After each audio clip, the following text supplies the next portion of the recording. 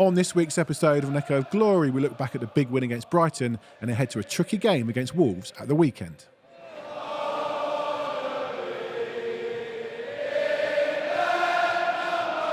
Welcome to another episode of An Echo of Glory. Joining me as always, Gary Diamond. Good afternoon. Good afternoon. And welcome back. First appearance of 2024. Why are you knocking? It's clapping. Sorry. That's not clapping, that's knocking. No, I could tell. That was A first appearance of 2024, like Yves Bissouma. Welcome back, Ali Tweedale. Hello. How are you? I'm all right, yeah. I've got a bit of a croaky voice, but just channeling my... You could put on an Australian accent.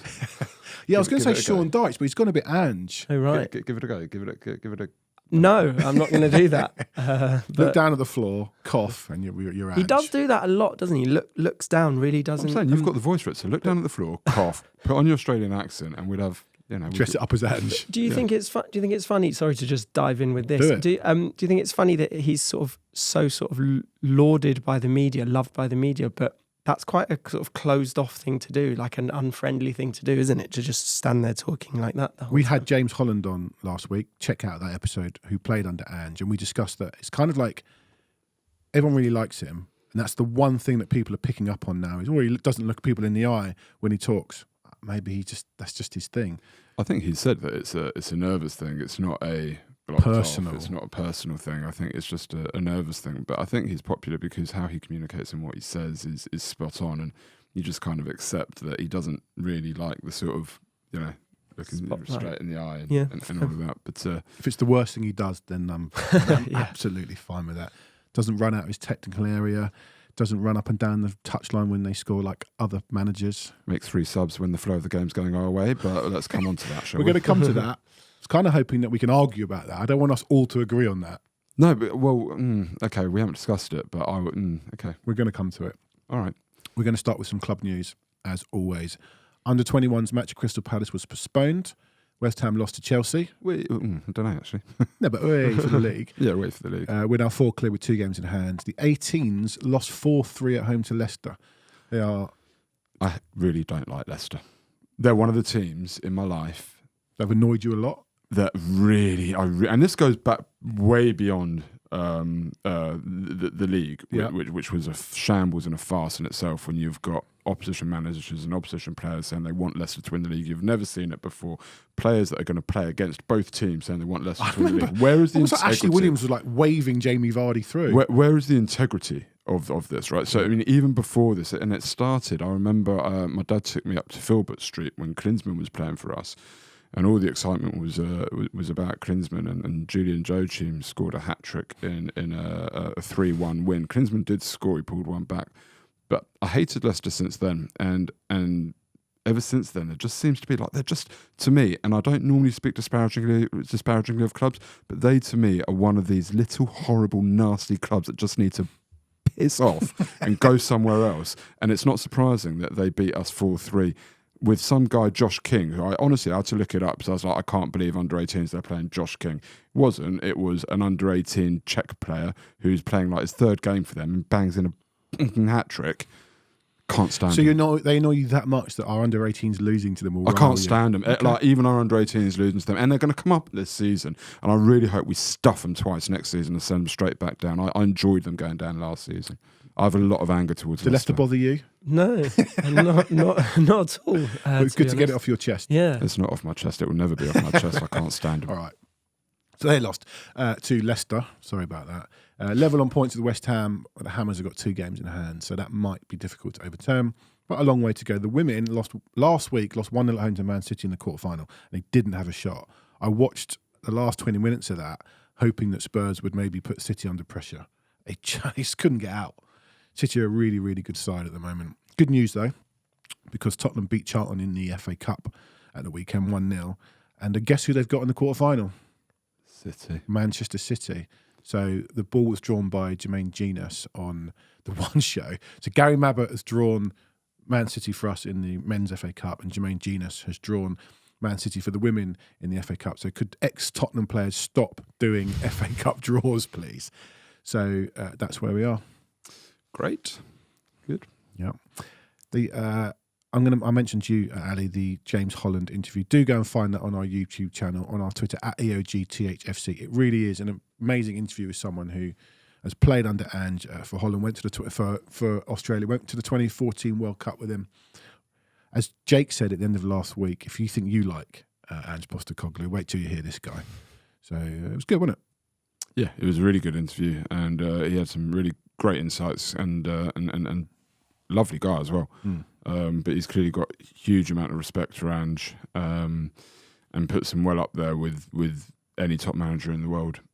And I think the thing that he really brought home was Ange's principles and integrity and so on, and players generally line up behind a guy like that. So, talking of lineups, nice segue.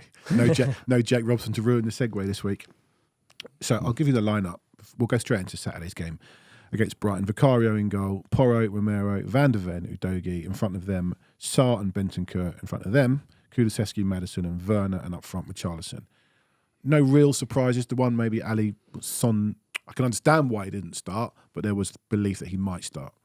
Yeah, I wouldn't say there were any surprises, but maybe a couple of disappointments in that Son and Bissouma just weren't deemed ready. But I suppose with them not being ready, you couldn't really have asked for a better outcome, really, because now they are there and will be ready for the next game, and they're probably going to be quite needed.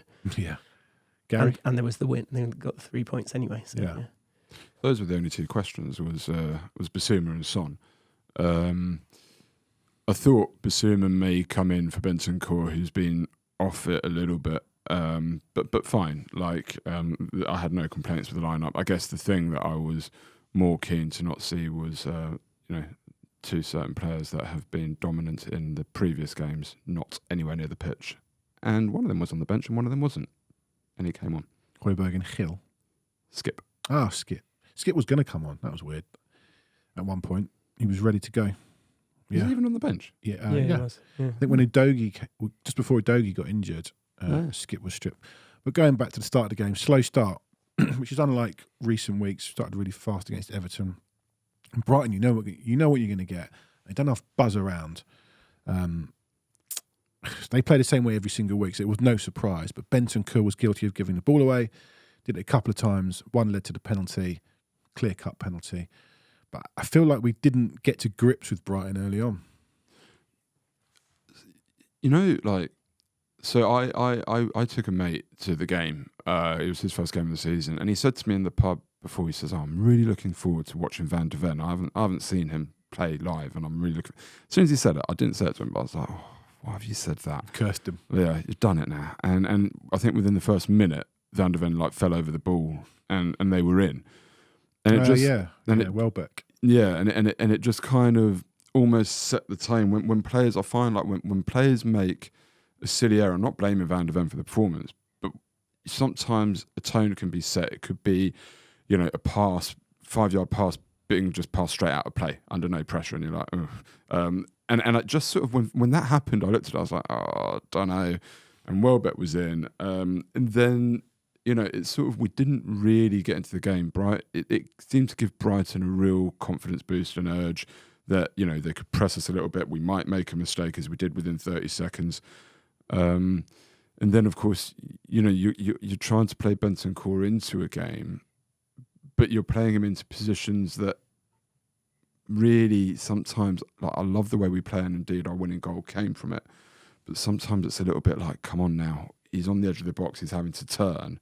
Surely we need to be a little bit more direct and try and be looking for Werner or Kulusevski on the wings and just play a little bit safe and maybe go a bit more direct to beat that first press at times. I agree. I almost feel there's this belief that Bentancur will take the ball on the half turn or just outside our own box, go past two players, and that's how you break the press. And then we're away. Yeah, but the problem is that he doesn't, and I don't blame Bentancur necessarily. I don't think the ball should have been given to him, for the penalty. I don't blame him. It wasn't like a Bissouma against City when he had it under control and he turned into trouble. Yeah, Bentancur never had it under control. He never had it under control, and he received the ball with players right up his backside on the edge of his box. Not many players would welcome that pass. So the fact that he's looking for it and was brave enough to take it, but then also don't blame Bentancur. I don't think he's as suited to that role as lots of Tottenham fans kind of hoped after. I can't remember when the first game he played there, when he first came back. Maybe Villa, yeah. And he was really good and everyone was like, well, that's the solution. Well, he only played about half an hour, didn't he? Yeah, but he started off so well. Yeah. So what do you think is his best position? I think he's better further forward. I think he's a player who takes risks that good attacking players take, and so he loses the ball more. And I know that Ange wants his defenders to take risks, but they're the wrong areas for Bentancur takes risks that are a bit more risky. So I've got some numbers that I just want to chuck in. I forgot to mention, if you don't know Ali, who is Stats Ali, works for Opta.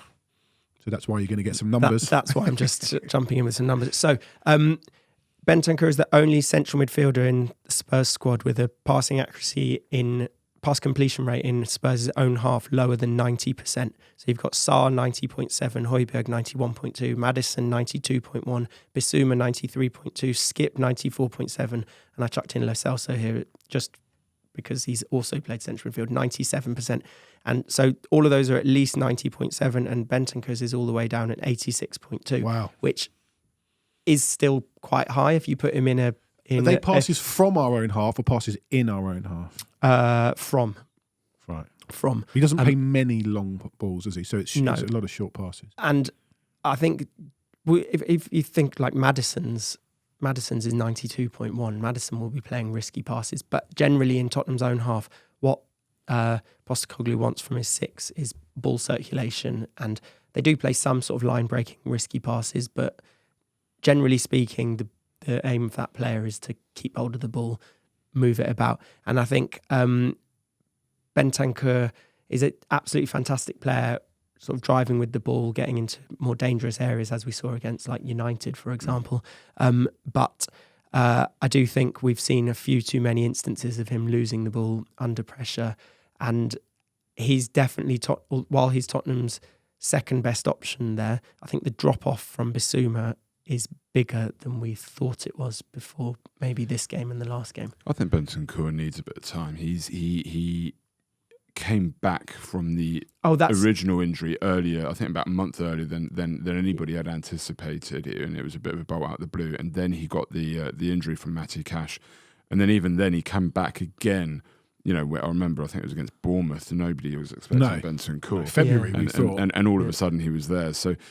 Yeah, he does need more time. I think it's early to be talking about what Bentancur can and can't do. Do you? I meant right now. I mean, right now in this moment. That is not me saying that Bentancur can't learn to do that, because he's a fantastic player. Yeah, but I just think we lose too much of an attacking threat by putting him there. But it is a better option than putting Højbjerg or Skip there. I think, you know, going into the game against Wolves, Bissouma and Sarr would be my two choices in those two midfield roles at this moment with the form that Bentancur is in. I think with both of them back now as well, it gives Bentancur, you know, I think he came back and did a really manful job for us at a time when the squad was bereft of anybody else and we needed bodies, and he came back and stepped up, and I think now he can sort of take the pressure off his shoulders a little bit, put it back on Bissouma, who owes us a hell of a lot going into the second half of the season. Like, he really needs to step more red up, cards. hit the form that he was in up until the game against Luton. By the way, you know, it all went wrong for him with the dive against Luton, and what happened with the guy that dived at Everton against us? Absolutely nothing. Come on, I'm not going there. Saying, like, you know. But anyway, so you dive in a corner flag is different to dive going in. It's not a dive as a dive. It's simulation. It's cheating, and I think the guy was on a yellow. Anyway, Bissouma needs to step up. He owes us a hell of a lot. He needs to take that weight off Bentancur. Bentancur needs to be able to sort of come on in the last 20 minutes, find his feet, and slowly make his way back in, which is what you would have thought he would be doing after such a severe injury. Right, so Ali, I'll ask you first. We're playing last game of the season. I can't remember who we've got. Last game of the season, we need to win. Sheffield United. Sheffield United. Okay, so we've got to win to get in the Champions League. Everyone's fit. Who's your midfield three? It feels mad to not be picking Bentancur, doesn't it? So you'd go Maddison, Sarr, and Bissouma. No, I think if you're picking everyone at their best, I think right now you'd pick Bissouma, Bentancur, Maddison.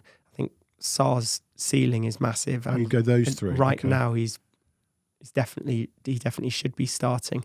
But I think at their absolute best, Bentancur is ahead of Sarr in one of the number 8 positions. I really like Sarr, and at the moment I feel it's one of the other two to play with him. Yeah, I mean, when you come into the last game of the season, who knows what form and so on and so forth. But right here, right Roll now, with me. Just go with it. Right here, right now, I think Sarr is the guy whose form is a little bit more predictable. You know what you're going to get from him. Whereas Bissouma, we don't quite know at this minute, and Bentancur, we don't quite know at the minute. And I do think Bissouma is the more natural six than Bentancur. So I would go with Bissouma and Sarr at this moment. But how Bentancur progresses, how Bissouma progresses over the remainder of the season. So you didn't really answer my question. No, I did. I said Bissouma and Sarr. At the moment, I'm saying everyone peak, everyone fit. Who is your three? I don't know. I think we need to see more of. I don't know. Answer the question. No, I don't know. I love all three of them. I think they're all fantastic players. And if we go into that last game of the season with them all at their peak, then we'll beat Sheffield United. Very boring forward defensive from you there. I want you to just slash one outside the off stump and give me something. No, okay. I'm not going to do it. All right. So Brighton score gross. I can give you a reverse sweep and Højbjerg. No, you're all right. Play straight. Yeah, okay. Especially in India. Well, in India you want to sweep, so maybe. Yeah. All right, Richarlison, we go 1-0 down. Richarlison then missed a couple of chances. Certainly the one-on-one was a brilliant through ball from Maddison. And he sort of was sniffing around a couple, and I feel like he then just was like, I'm not going near the goal again. He didn't really go near the goal for the rest of the afternoon. And after he missed what I think was a second one or maybe a third one, I sent on one of the groups around, new number 9 needed. Like, he really annoyed me on Saturday. And I know he's in really, really good form. Scored, what is it? I don't know, 9-10 goals this season. Is he the man? Is he the man to play number 9 for this team? I think that if you wanted to make Tottenham step up to the proper elite in the Premier League, which I don't think they are quite at yet, I think that is a spot that could be improved. Jake Robson said something really good, actually, to me on the phone yesterday. So surprisingly, he made a really good point. He said, Richarlison, we've talked about Fox in the box, play width of the goalpost. You saw that goal map before the Everton from outside the box. All these goals are in like the 6-yard box. Is he a man that's really good in that sort of Fox in the box type thing? When you're playing a team like Brighton, who will come up and there is space in behind, when he has to think about finishing, he's not the man for it. Yeah, I think that's fair. But I think that's talking about in this sort of grand scheme of things. Yes, I think that's all correct. I think what you said about him on Saturday is slightly unfair. He missed that chance, which a better striker scores. Harry Kane scores. Son scores. But without him getting in the position he got in for our second goal, there's no ball across the box for Sarr to attempt. So that goal doesn't happen. Yeah. And the job of the centre forward in Postecoglou's system is to do very little. And when they don't score, that's why for weeks everyone's just going, well, Richarlison's not doing anything. But the centre forward doesn't do much at all. And then he goes on this scoring run and everyone's saying, well, he's brilliant. And that's literally his job, is to just score goals. And he presses really well as well, I think. I certainly wouldn't sell him, but my mind just goes back to Brighton and Burnley, where he missed 2 very similar opportunities. I'm not saying he's always going to miss those opportunities. When you've got someone like Maddison, who's able to pick a player out with the passes that he can do, we haven't seen probably since Eriksen. Well, Kane used to do that with Son, but a 10 playing like that, it's frustrating to me that our number 9 is missing those chances, and that's my concern. Yeah, I guess the hope is that with this much creativity and such attacking football, that Tottenham would create enough chances that he's probably a 1 in 2, 1 in 3 striker, isn't he? And maybe we've just been spoilt by other recent. Yeah, and I think forwards. in a perfect world with Son, he would be playing through the middle, and we'd have a better option on the left. But the best option so far has been Son on the left and Richarlison through the middle, and it's not been perfect. But I think that is the best option. Well, that's what it'll be on Saturday. Yes, I agree. Yeah. I think strikers miss chances. It's just part. You have. It's happened. once or twice. Once or twice. Probably wasn't your fault. But, It was your bad pass. Yeah, the ball bobbled. But it happens, right? Strikers miss chances, and we know what his strengths are. His strengths are, first time ball coming across and instinctive stick it in. When he's got a moment or two to think about it, it doesn't work out quite as well for him. But I've got no real complaints. I agree with Ali. I think we're being a bit harsh. I am being a bit harsh. You being a bit harsh. I am being a bit harsh. And do we need a better striker? Yeah. I think that's it. I don't want to sell him, but I think we can definitely do better. Who that person is, I don't know. I think that's the issue. There are loads of clubs who need a number 9, and there's not really an obvious solution for any of them without spending. United have just spent 80 million on Højlund. Yeah, would you have him ahead of Richarlison? No chance. No, I wouldn't. Right. So where are the number 9s? I'm not saying whether they're attainable or not. Which number 9s, Harry Kane aside, would you have ahead of Richarlison right now? I don't know. Right. I don't know. But right, okay. So it's not my job to find out. No, I get that. But Premier League strikers playing through the middle, you've got Haaland, obviously unattainable. Darwin Núñez,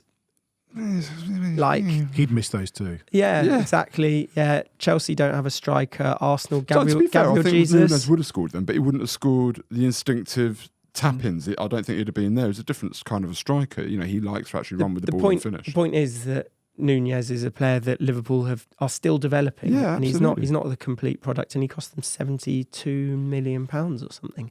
GJ9? Who? Gabriel Jesus 9? I think he's a bit similar to Richarlison. I don't at all. No, but in that, I think Arsenal would want to upgrade him. Yeah, I think they do. Okay. What about Ivan Toney? There you go. I'd take Toney. Yeah, he doesn't miss that. I'd not seen him play properly until last week when we beat them that Wednesday night. He's a good player, and he drops deep as well, and he's got a good work ethic. He's a leader in his team. I don't know about character and personality, but on the pitch, he's a very, very good player. There you go. Yeah. So I wasn't being that harsh in it. No, I said from the start, the grand scheme of things, I think that is an area that Tottenham can improve on. But I think right now, I don't think Saturday was Richarlison's fault. No, I thought he played well, but like I said, I just went back to the Burnley game, the Brighton game. It's like, if we're going to keep playing like this and teams are going to press, teams like Brighton are going to leave space in behind, he's not your man for that. Anyway, going to half-time, 1 down. We came out the second half pretty well. And then, what minute did we equalise? 61. 61. So after about 60 minutes, which was probably pre-planned, or certainly the way the game was going anyway, someone's going to come on. All 3 were, and then we equalised. Well, yeah, so I think someone's going to come on at 60, probably whatever. But with 1-0 down, 3 of them are stripped. Son, Bissouma and Johnson. Yeah. And they're standing there waiting. And for the first, about 5 minutes before, Kulusevski had just started to get the measure of Estupiñán, who I was surprised how slow he was. I know he had his thigh-strapped Estupiñán, and some Brighton fans afterwards saying it's the worst they've seen him play. But Kulusevski just started to get the measure of him. Bentancur just got to grips on the midfield. He was brave, a little bit higher up, took some risks on the halfway line, nearly lost the ball, won it back, played it into Kulusevski. Kulusevski into Sarr, bang. That was a lovely ball from Kulusevski. Lovely ball from Kulusevski. And that thing about Bentancur, when you said that to me kind of epitomised where Bentancur is at the minute, where ordinarily I think he would have been really fluid and beating those men and then played it. It was a bit clunky, wasn't it? And it just felt like he was forcing it and battling, but he didn't give up. He did not give up, and that's what I mean. He's been doing a manful job, and I think he's just pushing himself through.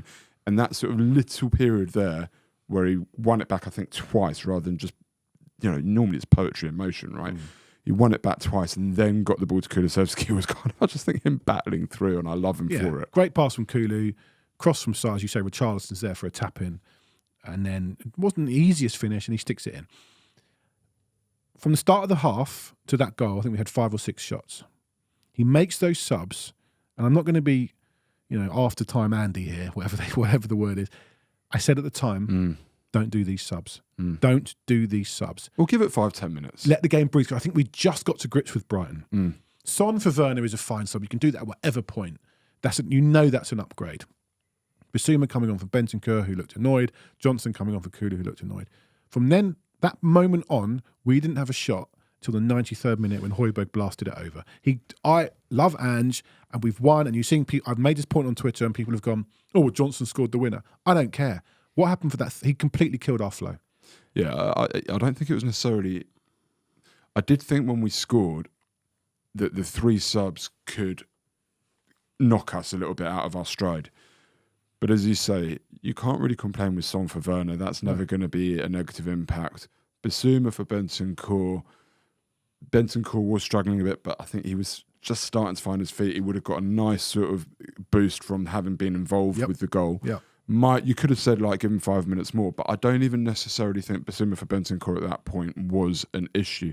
The issue was Kulusevski, where so much of what we do down the right came through him. The goal came through him. What a beautiful ball it was from him through to Sarr. And so I know you want to jump in, but also what Kulusevski does is he helps Porro, and Johnson does not. And they attacked pretty much the next half an hour down the left-hand side. And I'm not. This isn't a go at Johnson. This is more about, for me, the moment and timing of the subs. Because I think you could have given Kulusevski another 10 minutes with Bissouma and Son, and that could have made a big, big difference. We could have won the game earlier. If we hadn't won it, then you can take him off and bring on Johnson, and the same outcome would have happened. Okay, I know everything changes, sliding doors and that, but ultimately Johnson's arriving at the far post. That's what it's been told to do. He basically, for me, is turning into Raheem Sterling at City, which is fine, because if he arrives at the back post and knocks in 10 goals a season into an empty net, fantastic. Raheem Sterling, I think, was a much overrated player for doing exactly that, and City made him look a lot better player than he is. And I'm not saying that's all Raheem Sterling did. I think Raheem Sterling's a better carrier of the ball, but that's what I think Johnson needs to start aiming towards, and that's probably as good as it's ever going to be. But in that moment, I would have kept Kulusevski on and not brought Johnson on just then. Yeah, I mean, I was going to jump in to ask, because I think when you were saying Son for Werner is fine, I think the problem was that with the 5 subs rule, when you make your first sub, it almost always has to be 2. Because otherwise you leave yourself having to, because you can only make 3 bunches of subs. So managers almost always make a double substitution first, and then they've got an option to do a single substitution later in the game.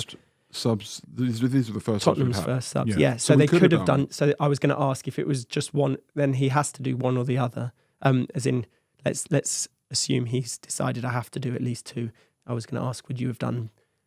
I think Kulusevski, I agree with you completely that I think Kulusevski was the player that should have stayed on. Yeah. I think Johnson is a runner and Kulusevski is a ball carrier. And the difference is that you just lose possession over and over again with Johnson, and with Kulusevski you don't as much. So I do think that Kulusevski could, but at the same time, with hindsight, could Postecoglou turn around and say, well, Johnson got the winner. I was thinking this, sorry. If we'd had Ange sat here, you'd have to play him now because your gruff voice, look down at the floor. If I said to him, Ange, I really think your subs were rubbish, and he'll go, Johnson, I'm not a manager, whatever, I never will be. He'll say Johnson scored the winner. And I'll say, sorry, Ange, I think you killed our mojo. I'd love to know what he thinks about that. And let's keep in mind, we got a bit lucky because they had one deflect wide that really could have gone in. And I think they had another chance that the guy pulled it. Yeah. Well, Fati was the one that went wide. No, Fati pulled it wide, and perhaps he scored. And then they had a shot which we got a block in on, and it just sort of skewed wide of the post. Yeah. So in between 1-1 and 2-1, we did nothing. Nothing. And they had 2 very good chances. So even if Ange was sat here, except we won the game, and that's all that really matters in the end. But ultimately, I agree. I think we gave up the initiative. I think we were on top. And I think we gave up the initiative. And I agree with what Ali said, that ultimately you've got one that's a runner in Johnson and one that's a ball carrier in Kulusevski. But my question then to you becomes, against a team like Brighton that is going to press up on us, and you'd think we would have the space in behind for a runner, if Johnson isn't making the impact beyond scoring a goal at the far post in the last second, what game is he going to make an impact in as a runner? Because Wolves are going to sit much deeper, for example. Like where's John? What game is Johnson suited to? Well, he's just because teams don't leave space in behind doesn't mean that a player can't affect the game. Yeah, his movement in the box is getting better. Yeah. He's kind of like he's becoming a bit of like a poacher, but from out wide. He doesn't like Sterling. Say that again. Like Sterling. Yeah, I suppose. Yeah, I don't think Sterling's a crazy comparison. But he's also Sterling carries the ball better. If Johnson would pick up the ball and carry it in the way that Sterling does, I'd say fantastic. And I think Johnson has a high ceiling and a lot of potential. But he's very plays young. On the periphery of games. Yeah, he's very young. Yeah. I agree, and I I think at like £50 million, that's quite a lot of money. Yeah, I for, think that's the issue. Yeah, but it's a Premier League tax. Yeah. And he's very young, and he could play for Spurs for 5 years, and it's 10 goals for 5 years at 50 million. It's probably like an all right deal in the end. I know what you mean. He's just played too much football, hasn't he? He wasn't meant. I think Postecoglou has even said he wasn't meant to play this much. It's just been circumstantial that he's played so much football, and I think he's benefiting from having to play this substitute role a little bit, start the odd game, play the odd game off the bench. Yeah, and he's a great option to have. Yeah, really good. And option. if you actually watch the run, he slows down. When we go on the counter, there's a few camera angles where he slows down and hits the box late. The ball from Son that's not an easy pass. You think, I'll just roll it across the box. No, you've got to take the keeper out. You've got to take a Stupinan out. You've got to hit Johnson's stride.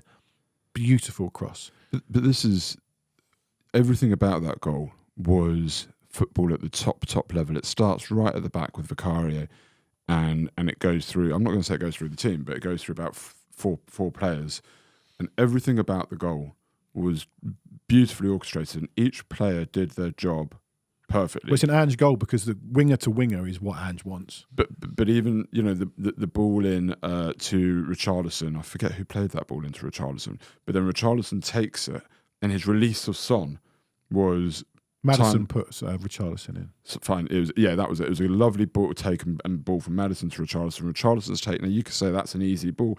And it's a ball that you should make, but you've got Son going. You take a fraction of a second longer, and Son's going to be offside. He's played it beautifully into his pass. Son hasn't got to break his stride; he can take it. And then the ball across from Son, as you say, was top class. And the finish from Johnson, for everything that we've said, the finish looks like an easy one. At that moment, coming at that pace in that game, that is not an easy finish. And yet there wasn't really a doubt. There is a class player there. That was a good finish. Made no mistake with it. Put it nice and high into the roof of the net, keeping no chance. It was a fantastic Have goal. you been at... were you looking at some numbers?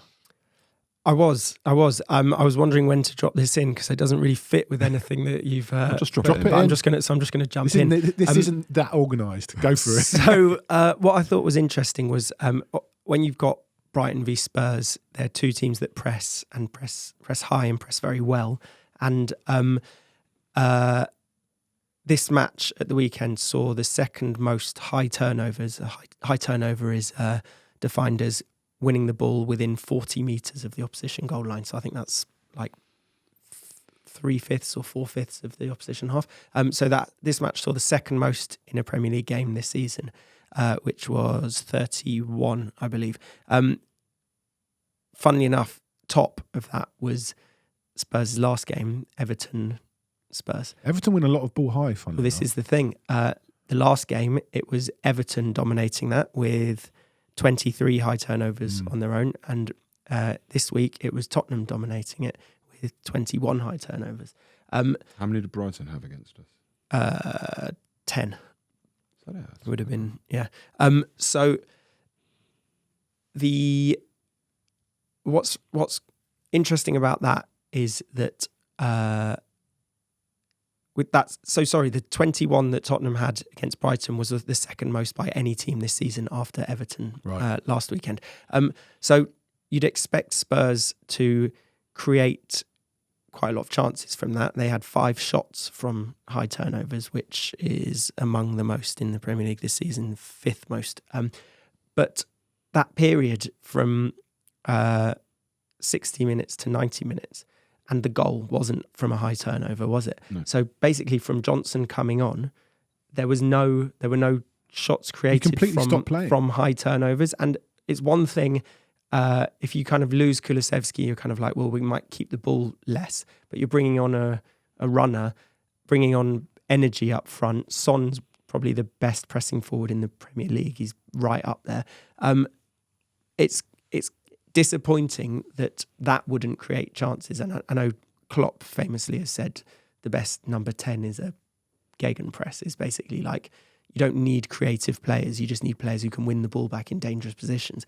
And Tottenham did win the ball back in dangerous positions lots, but kind of reset possession every time. And I think that there is something that still needs to be worked on there, a bit more like clicking to be done. That's a terrible way of putting it, but you get what I mean. Yeah. With Johnson in Tottenham's attack. But when you say like clicking to be done, I think there has to be some I consideration. like that. Is that just going to become a thing like when managers say we're in a good moment, people are going to say there's a bit more clicking to be done. No, but I think we all got very giddy and excited about the fact that this was our strongest team, our strongest squad that we've been able to put out since that game against Chelsea.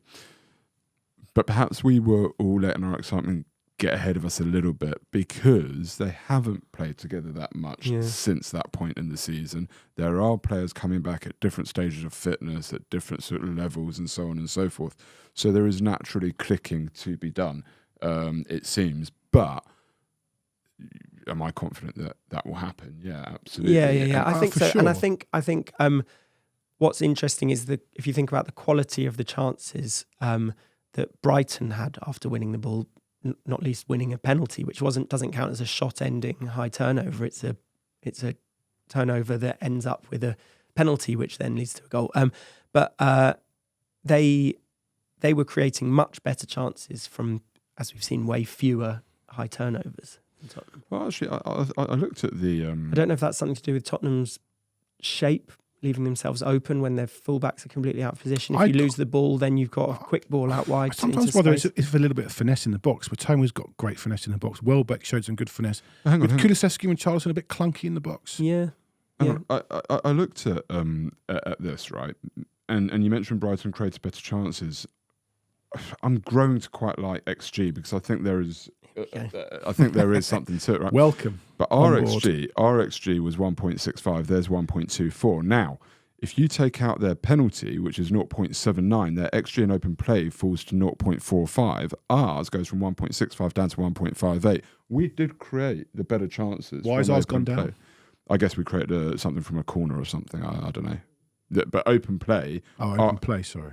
Open play, our XG is 1.58. Theirs is 0.45. Is a penalty always 0.79? 0.75, I think. I've got it 0.79. 0.79, right. The goal in the 96th minute will have been a higher XG chance than a penalty, I imagine. A tap-in. But it's still open play. I know. But I'm saying discount that and you're basically looking at even. You also got to take... game state into consideration, I think, because Tottenham were behind, so they were having to push for chances. So there might have been lots and lots of little ones. Brighton aren't the kind of team that would stop playing because they're ahead. They're going to go for the second goal. I don't think Brighton were that good the other day. Once we got to grips with them, once we got on top of them, once we figured them out. They're nice to look at, but once we figured them out, I thought we were on top of them, and that's why the subs were like. I still think that the Welbeck shot that curled towards the far corner. Mitoma had one. Mitoma had one where he was through. XG's not everything, Gary. The Ansu Fati one. Will you be allowed back in the office if you say XG isn't everything? Yes, I think so. I mean, there are problems with it. You've got to use your own imagination as well. This is why I say I'm coming around to XG. I think it tells some of the story. Yeah, exactly. Right? And I think it tells some of the story here, and it's good. It's a good point to raise. But I do think like Tottenham had that Richarlison chance and the Brennan Johnson one, and a sort of rebounded Sarr effort. I mean, I just think that we're a pressing team now, and there needs to be. I think Tottenham do get a lot from high turnovers, but I think in that game there was. I think what you're saying is it's about time we bloody thump someone, like we did at Burnley, because we're not putting teams away. Yeah, and I worry how sustainable what is happening at the moment is. Well, that comes to my next point. Are we worried that we've kept one clean sheet in 15 Premier League games? We're having to score two to win every game. Yes and no. I think the answer's got to be yes, isn't it? Yes and no. I think offences win matches, defences win championships. I think it's like I said earlier about taking that next step. That would be something that would have to happen. But I think I wouldn't say I was worried right now. I think in the race for fourth, can play the way we're playing. And I think earlier in the season as well, when we were a bit more settled, we did go on a run of keeping a few clean sheets and that. So I think everything needs to be taken in context, right? Just because we've got the players back doesn't mean they're back at the same level. As I said just now, it's going to be a process. Wolves is another step towards getting back to where we need to be. But I sort of think by the end of February, beginning of March, that's when that click I would like to see really happening. I think we'll get through Wolves, but it won't be without a bit more pain. Because we're not quite there yet, but I think we'll get back. We'll keep clean sheets, and we'll roll on. Before we come to Wolves, I want to ask you: were you at Sheffield United, Liverpool, and Brighton? Yep. No. Right, Sheffield United, I wasn't there. Liverpool, bless my son, we were in the loo when Matip scored, so I heard it, didn't see it, and we stayed. Brighton, great, loved it. So happy we stayed, even though he did need the loo. I said, we're staying. You're sitting there until that referee blows the whistle. And if we hadn't have scored, then it would have been your fault because your son needed the loo like he did against Liverpool, and you put your own selfish needs above Tottenham's. Yes, what should have happened was we should have been in the loo, and we should have scored. Right, but we've now negated that, so now he's lucky. allowed. We are lucky. We are lucky. What was the best last minute? Because I know you love sitting on the fence. Now, answer my question this time. Oh, no. The best last minute this season was Sheffield United. Yeah, I think so. On View from the Lane, I think it was, I can't remember, James Moore said Brighton was the best. And I thought if I'd been at Sheffield United, that would have been the best. No, Sheffield United was the best because we were 1-0 down going into injury time.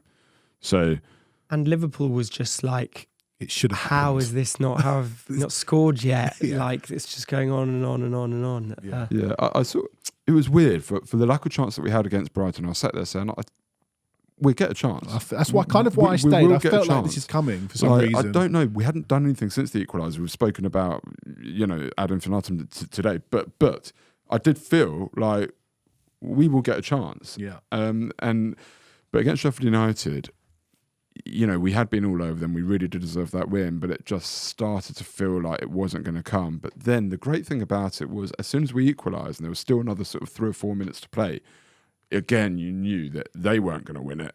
Like, there was only one team that was. And then the way that happened was with Kulusevski thumping it. And there's nothing better as well. We talk about the world of VAR and people say, you can't celebrate a goal anymore. You can.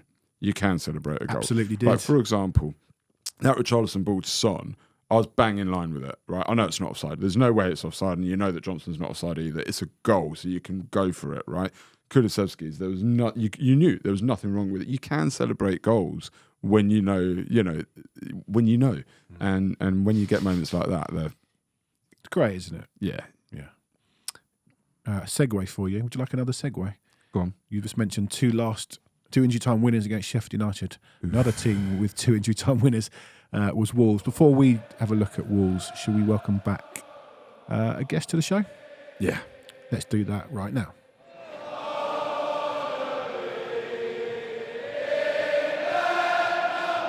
Delighted to welcome back to an echo of glory Ryan Leister from the Wolves Report. Ryan, thanks so much for coming on again.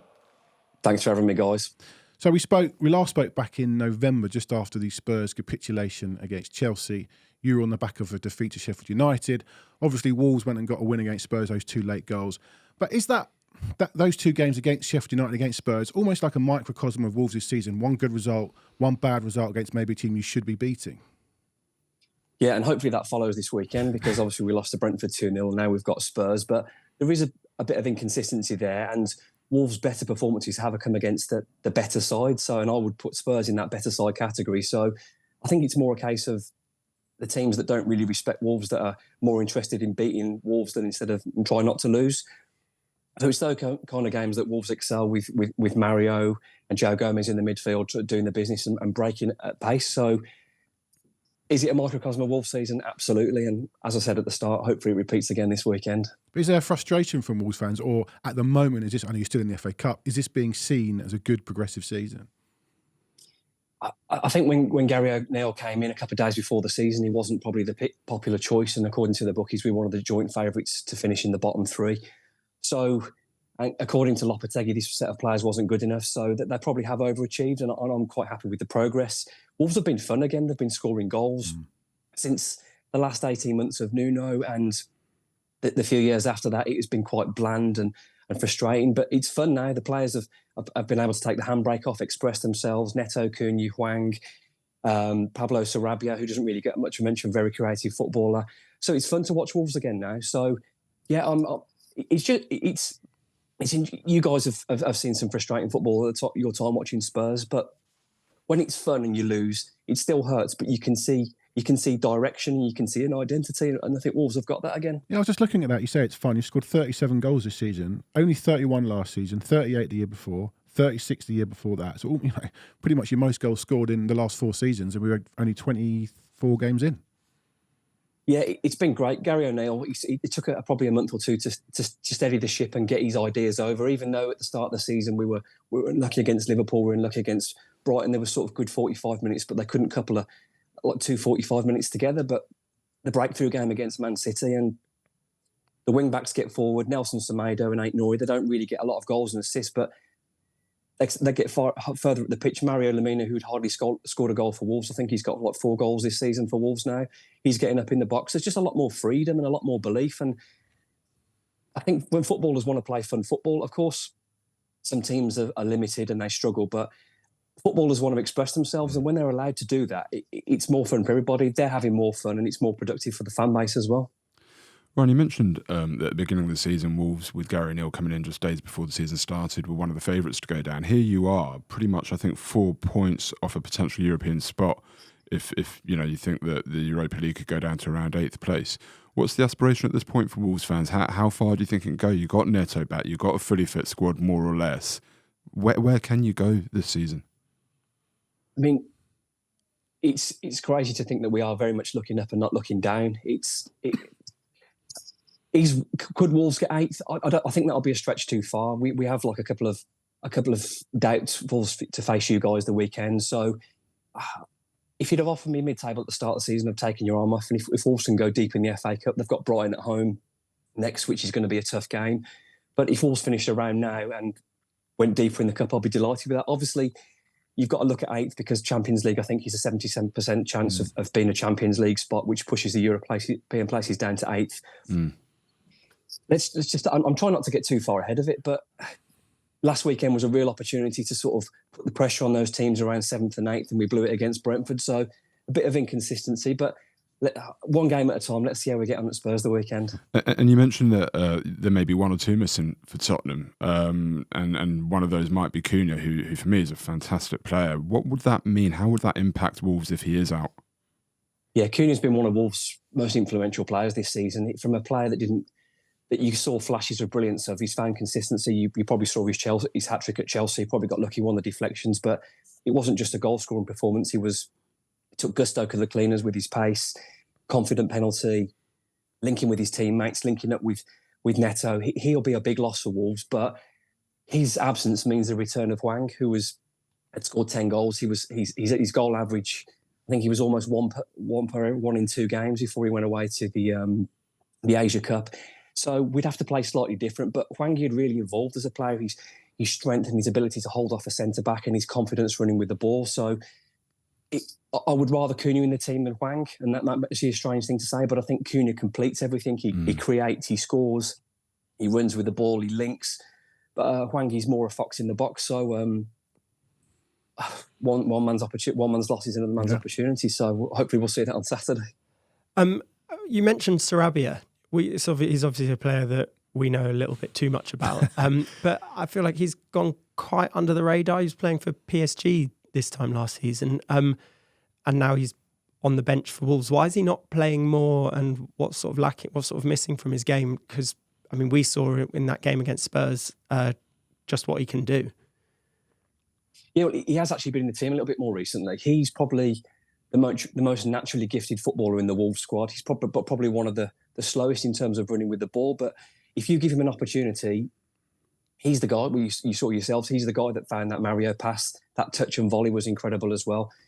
He just doesn't really suit probably that sort of fast counter-attacking play. But last week at Chelsea, he played a little bit deeper. He sort of almost played part of the midfield 3 when he would just link things together with Ait-Nouri, with Neto, with the midfield 2. He just kept it ticking over, and he's just smart and intelligent. So, I mean, I'd be very surprised if he wasn't starting at Spurs, but he's the person I think that would be trying to pick out the spacing behind the fullbacks for you guys with Ait-Nouri, with Semedo, with Neto, but probably not with Cunha because he's going to miss out. Looking ahead to Saturday, talking about the Wolves' inconsistency, 4 defeats in a row on the road until you won 4-1 at Brentford, 0-0 at Brighton, 4-2 at Chelsea. So 8 goals in your last 2 trips to London. Is there a difference between the way they play away and at home, or is it a bit like Spurs, this is what you get, mate, and, Wolves will play on the counter? It is a bit inconsistent, but I do feel that Wolves, I mentioned earlier, that Wolves can express themselves better against sides that don't respect them. So, I mean, Spurs do what they do. They're fantastic to watch. There's goals everywhere in the team, but they will give the opponents opportunities. And that does give me some confidence because Wolves will create some chances and with the pace that they have. So it pretty much is what you get with Wolves. Wolves struggle against teams that really tuck in. You've seen the way Brentford play. It's not down to us to complain about it. It's down to you as an opponent to overcome their tactics. They go a goal ahead. We know what's happening. They're very good at it. And then they caught us out for a second and it was 2-0. So it was frustrating. Wolves had a really close goal disallowed with Dawson. There was a brilliant save from Neto. Wolves could have easily had 2 goals in that game, but it just wasn't meant to be.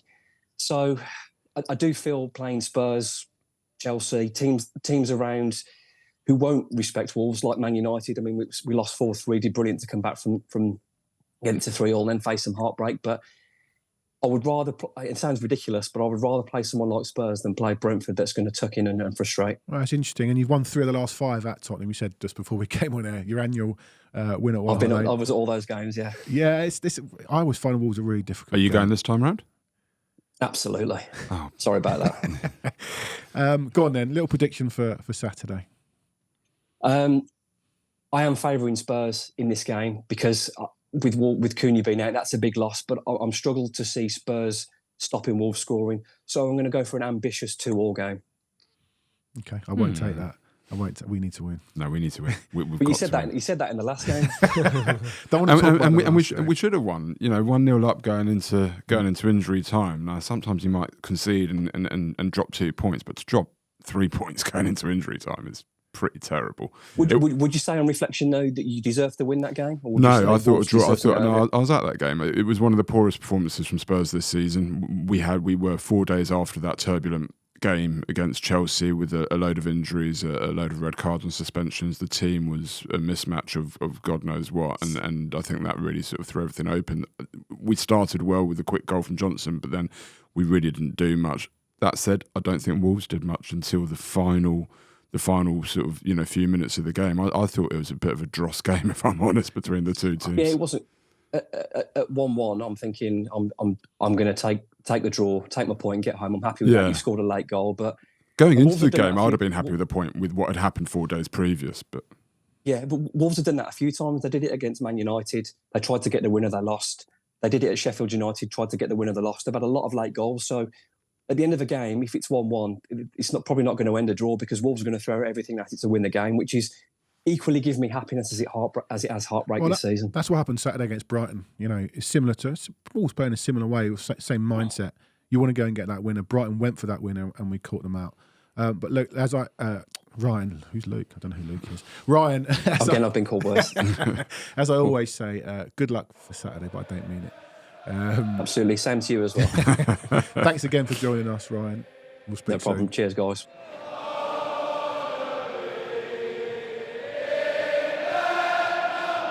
Good talker is Ryan. I don't know why I called him Luke. No idea where that came from. I think Luke is the Villa fan, and I had Villa in my head at one point. If he watches this back now, he is going to be fuming. Who, Luke? Ryan.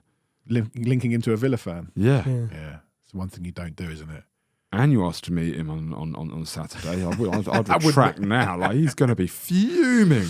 What was it, Ali? 36 games in a row we've scored in the Premier League? I think so. Yeah, I'm putting you on the spot. I'm pretty sure it's that most. Joint most number. Behind Arsenal, 55 or something. Yes, quite a way to go to. Last team to stop us scoring? I wonder. Wolverhampton Wanderers, March 2023. I think. No, I'm getting deja vu. Can we stop this? Because we discussed this the last time as well, and then they went and beat us. So. Well, you were delighted to hear that Cunha might not be playing. He's a really good player. I think they've got some really good players. Like Cunha is excellent. We didn't really discuss, even with Ryan, Neto. Who's just a wonderful player. And then in midfield, they've got Lamina, I think it is, who against us at Molineux was absolutely brilliant. He was huge against us at Molineux. And Ryan mentioned, I think, the last time that he came on, because we spoke about the difference in style from, I've forgotten the two playmakers they had in midfield, the lovely ball players. Pedro Mendes and João Moutinho. Yeah, they had Mendes and Moutinho, and these two are completely different. But he was saying that he actually prefers these two the last time that he was on, because they're real battlers, they're real warriors, physical. It gives Wolves much more of an edge in games, and you really saw that at Molineux. They've got a big threat, a big threat, because they won't let us through easy with the three at the back. They've got three good, solid defenders back there. Lamina in midfield is an absolute monster. Neto up front. So Cunha missing is it's good, isn't it? Yeah, I'll take that. Yeah, very helpful.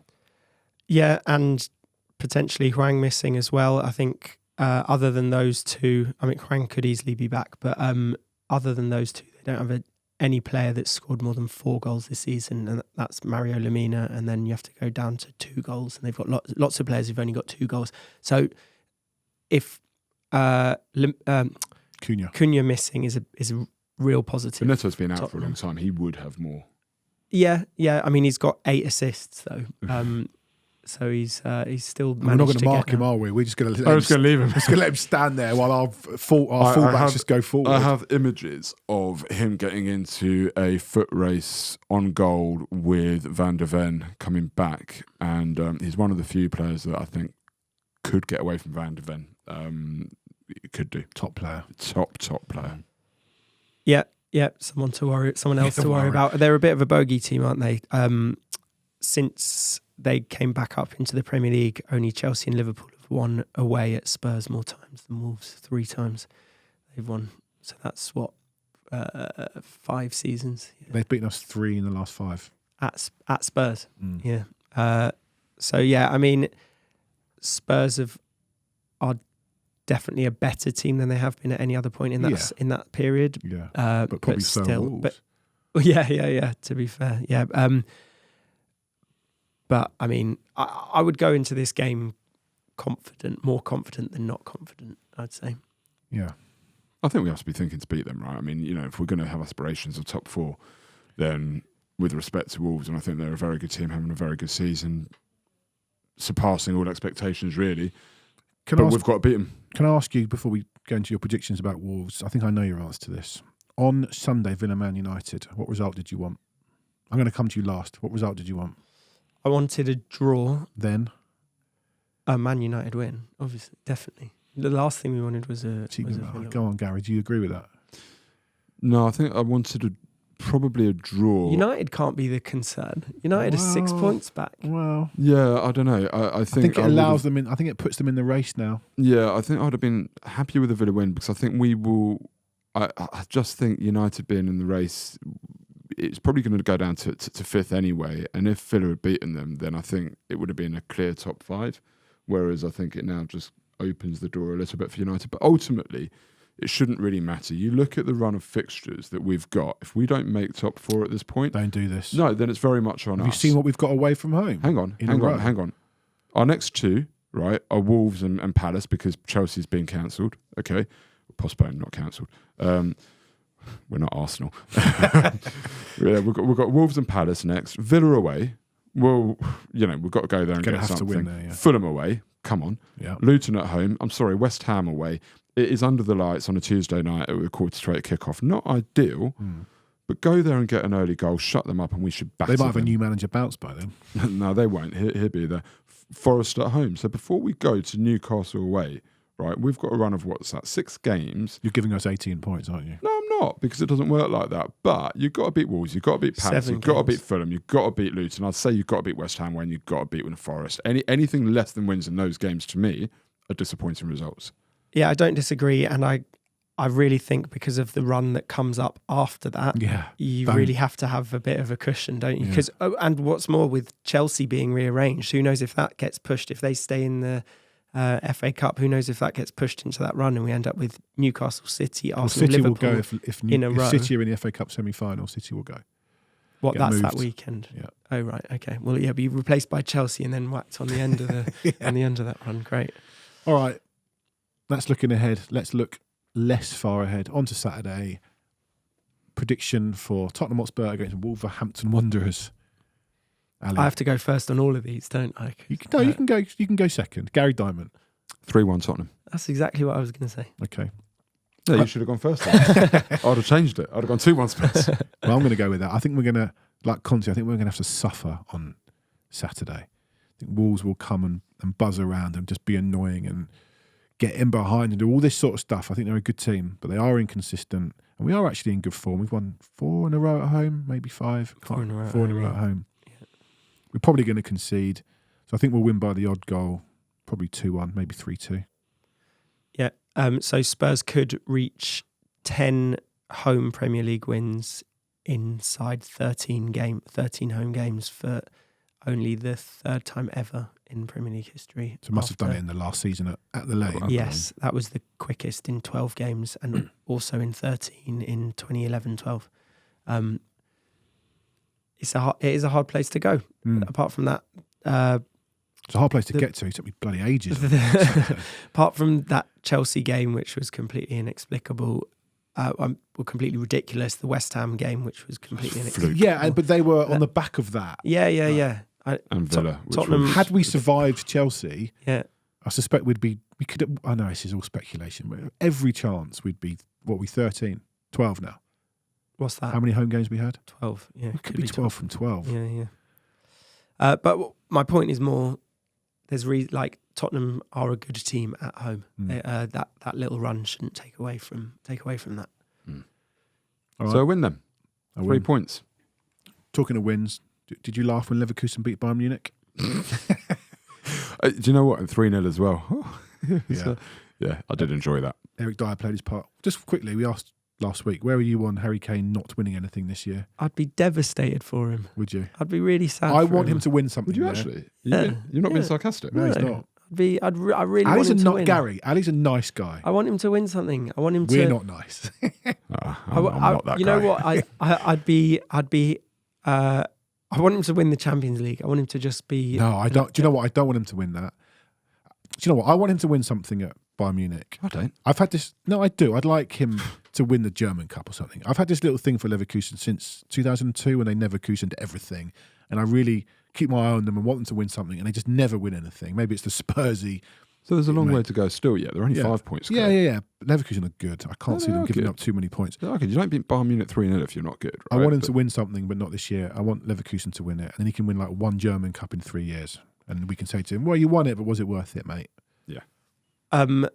What about our conversation earlier about which striker you could put into this team? What about he wins the Champions League this season, comes back? That's not going to happen, though. Put Harry Kane up front. But it's not going to happen. I mean, the irony is, as it turns out, I think if he had stayed at Spurs, we could have won something this season. Yeah. And he will go to Bayern and quite potentially not win anything. Yeah. And I think his chances actually would have been higher. You obviously put him in this team and it's a better team. There's no question. Am I ready for him to come back? Not really. Oh, mate, if he turned around at the end of the season and said, I want to come back to Spurs, it all would be forgotten. Welcome back. I'll be the first one there at the airport to give him a big hug and he'd love me for it. But no, you'd take him back in a heartbeat, wouldn't you? But it's not going to happen. It's just not. I think I'd be like in a mood for like a minute and then I'd be like smiling. Oh, come on, Harry. Well, you left us. Yeah, but I mean, like if he turned around and said, no, I've made a horrible mistake here and I've hated every minute, so... I want to come back, and with a quid pro quo that doesn't bring Dyer with him as well. Then happy days. Okay, all right. Any other business? No. Get those strepsils out, Ali. Will do. Give my voice a bit of a rest. You're going on Saturday. I am. Yeah. You're going Saturday. Yeah. Yeah. All right. Well, we hope for another home win. Make it 5 in a row. Ali, thank you for joining us. Thanks Gary, for having me. Thank you for joining us, and we will see you soon. And up the Spurs.